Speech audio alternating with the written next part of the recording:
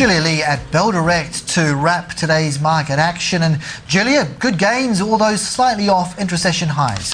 Carson, it's actually been a pretty weak start to the month of October, so it's good to see that the bulls are back, and the bulls were really back quite strongly today on the Australian share market. We saw a rise of 2.3%. Now, a lot of the action on our market was due to the commodities market. We saw the Aussie dollar reach a 14-month high of 89.2 US cents overnight, so that weakness in the US currency was great news for commodity prices. We saw oil prices increase, we saw base metals climb, and we also saw gold reach an all-time record high. So the material space, the best performing sector, up by almost 4%. If we have a look at the majors, BHP Billiton was up by 3.2%. Rio Tinto gained a massive 5.2%, and we found out that it had signed an investment agreement in its joint venture in Mongolia, so it gave it an extra boost. Fortescue up by a massive 9.1%. It does look like it's got a large exploration permit in New Zealand on the South Island, so that gave it an extra boost.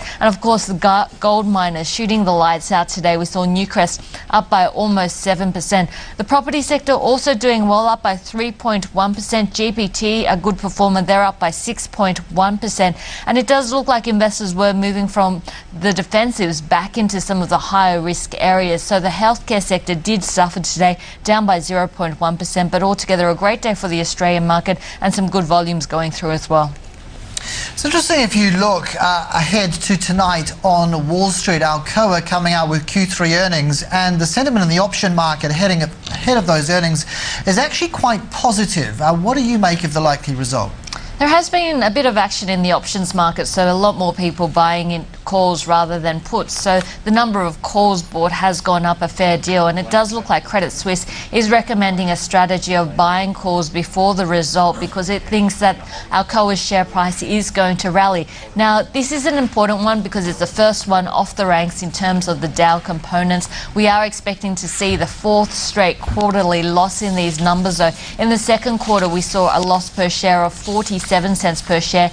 They're going to come out with their third quarter earnings. If we have a look at what Credit Suisse is predicting, they're predicting a loss of 10 cents per share, but that's a lot better than what they were predicting a month ago. It was double that, 20 cents per share. So some of the expectations increasing in Alcoa stock. If we have a look at the rating on the stock at the moment, Credit Suisse has an outperformed. Deutsche Bank has a buy on the stock as well. So Alcoa's result is going to be very closely watched, but it does come after the bell in the US. And as you mentioned, Carson, a lot of interest in the options market, people putting on bullish strategies ahead of this. On Monday, we saw the stock up by 5%. On Tuesday, we saw the stock up by 4%. We'll just have to wait and see whether it's a case of buy on the rumour, sell on the fact, or whether in fact we do see the stock price rally once again. Speaking of rallying, house prices, at least home loans, have kind of rallied, but it looks as if we've kind of run out of steam now.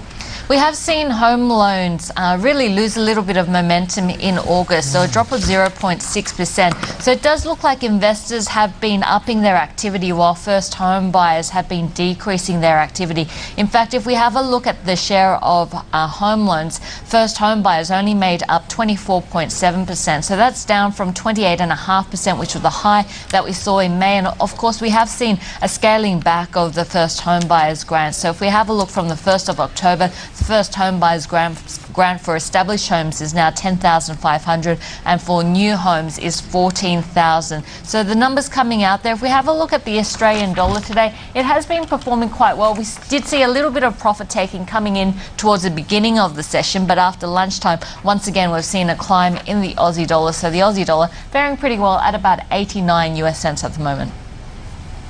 Julia, always a pleasure. Have a good evening. You too. Thanks, Appreciate Carson. it.